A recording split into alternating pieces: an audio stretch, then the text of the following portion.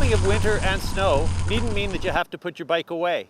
It's possible, whether you ride to work or whether you ride for pleasure, to do so in safety and still have fun. We'll teach you the principles on how to make that happen.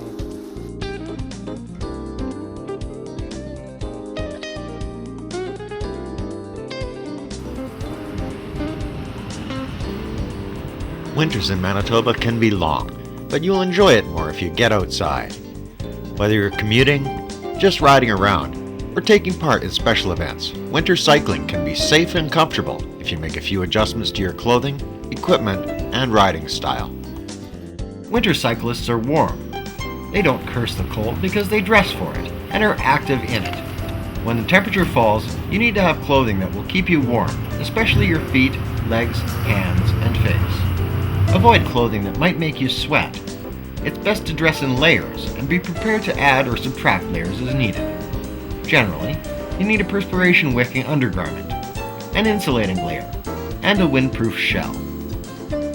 Vary the insulating layer from multiple layers of fleece or wool on the coldest days to nothing on the mildest days. For your feet, in addition to warm socks and boots, you may need winter booties. Adding extra socks might work against you by making your boots too tight, reducing circulation and warmth. Overpants cut the wind and provide protection against snow and slush. A pair with a lot of reflectors is your best choice. For your hands, you'll need warm mitts. A two-part inner and outer mitt is good for warmth, as long as it allows your hands to easily brake or shift gears as necessary. For your head and face, a balaclava can be used that fits under your helmet, or you can use earmuffs and a neckband. When wearing a balaclava or skull cap, you'll need to adjust your helmet to allow for this extra layer. You can get a cover for your helmet to cut down ventilation, or simply tape over the vents in your helmet. Goggles protect your eyes from watering. Ski goggles can be purchased that fit over eyeglasses if needed. Applying a glycerin-based soap like pears can help reduce fogging. Riding on snowy or slushy streets requires some adjustments.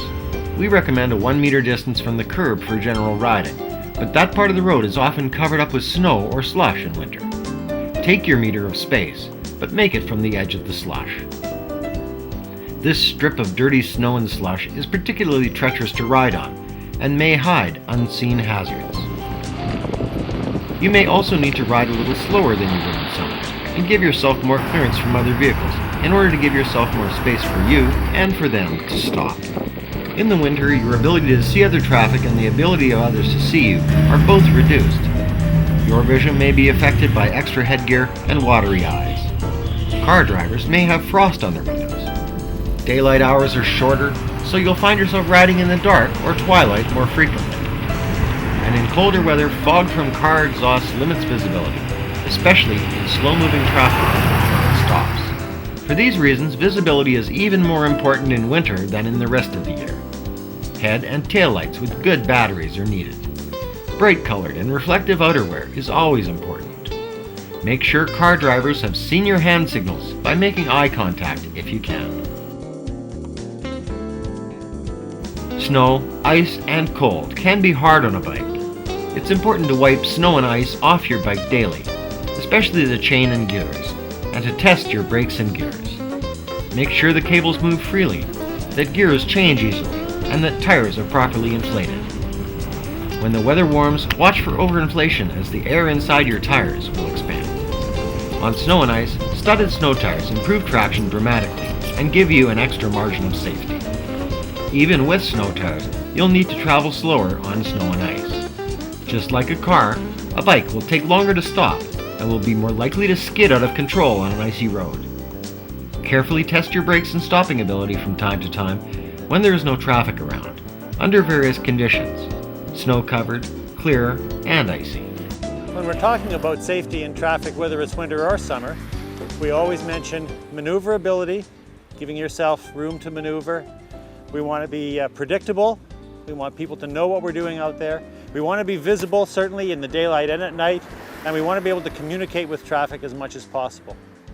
For maneuverability, it's not just keeping that space away from the edge of the road to allow yourself to get out of trouble, but it also is having a studded tire in the winter that guarantees that on icy surfaces, and these will come and go as you ride, that you always have maximum traction. Now that we've shown you how to ride safely in winter, let's go out and have some fun.